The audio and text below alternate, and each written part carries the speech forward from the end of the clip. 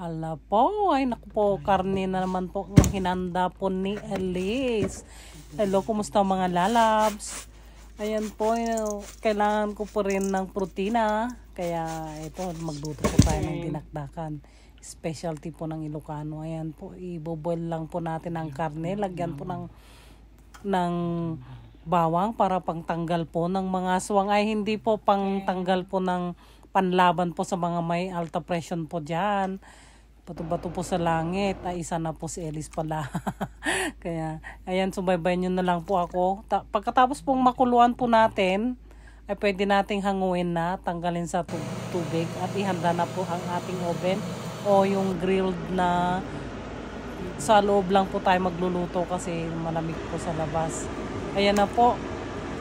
Parang inihaw po yan na after na grill.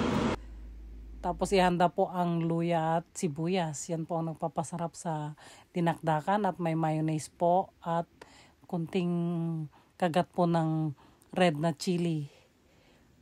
Tapos ihalo po ang liver na inihaw natin. Plus kunting mayonnaise, asin. At ikaw kung gusto mo rin ng may paminta na marami konti na durog. Plus kunting kagat na sili. Ayan na po, makakagawa na po kayo ng ulam. Yan po ang nagawa ni Elise sa kusina habang naghihintay po ng oras. Kaya sarap. Marami pong kakainin si Elise dyan. Okay, maingay. Kain po tayo ng marami. Gusto nyo? Nilagyan ko rin po ng kalamansi. Di ko na po pinakita kasi nakalimutan ni Elise na naman na i-video kasi nag-iisa po ako.